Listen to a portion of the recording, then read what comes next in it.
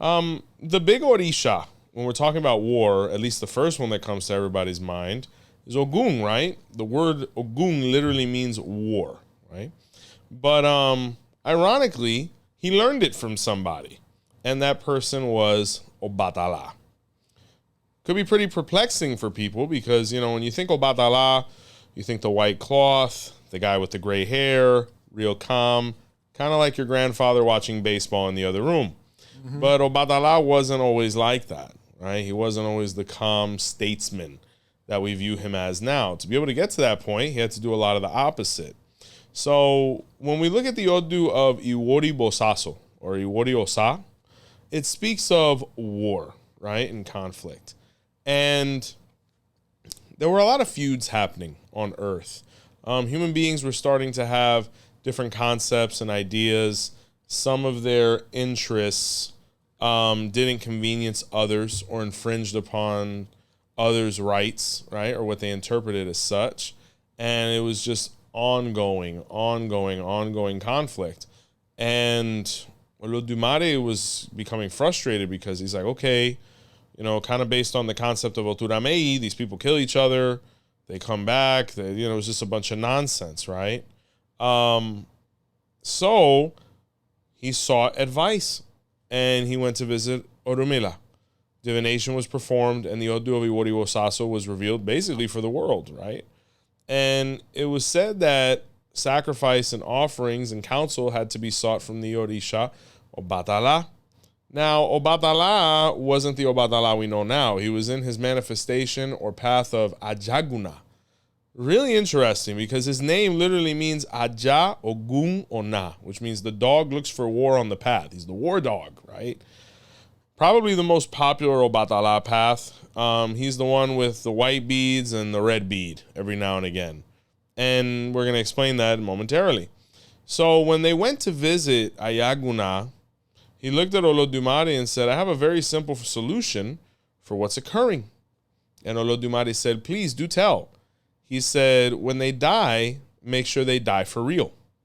And 𝗃𝗍𝗃 said, but I don't want anybody to die. And he said, well, if you don't, we're going to have this recurring thing that we've been having since the Odu of Baba Altura Meji, you know, because in that Odu, it says that Shango put the white cloth, which was really representative of the clouds, to be able to stop, you know, human beings from regenerating every 9 days, which is another concept that's in Ofu Meji. It's one big spider web. But staying Odu specific, he said, I could end this, but you have to allow me to do it my way. And 𝗃𝗍𝗃 was very scared because Ayaguna was not well, you know. But at the same time, he was a master tactician. He knew war. He understood war. He actually had taught the arts of combat to his younger brothers, Shango, Ogun, because Ayaguna is an interesting concept because some people say he's a path of Obatala, which is what's commonly accepted. And then some people say he's an Orisha all unto himself, right?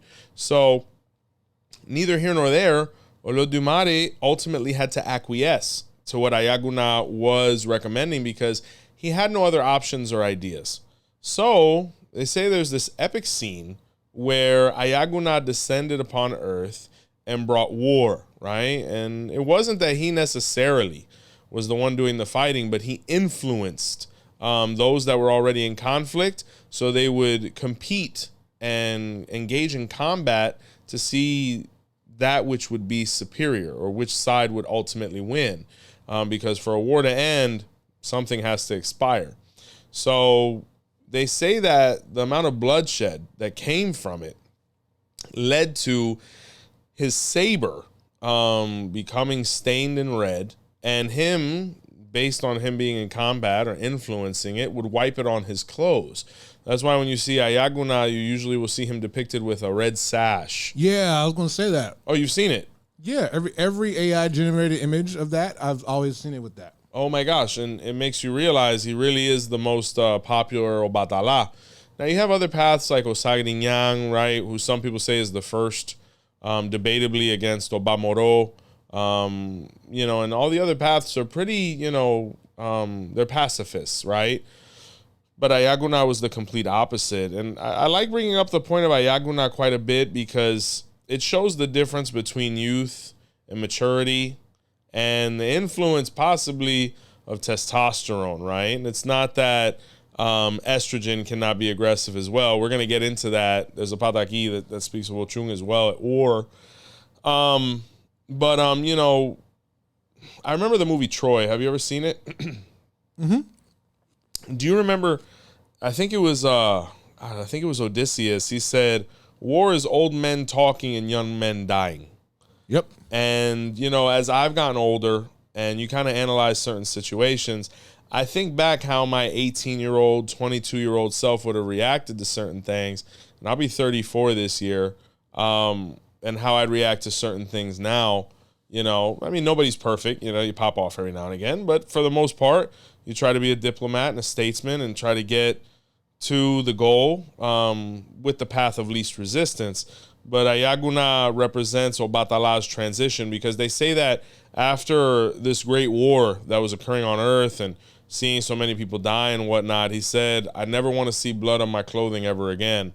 And that's when, you know, he started developing into the other paths of Orisha.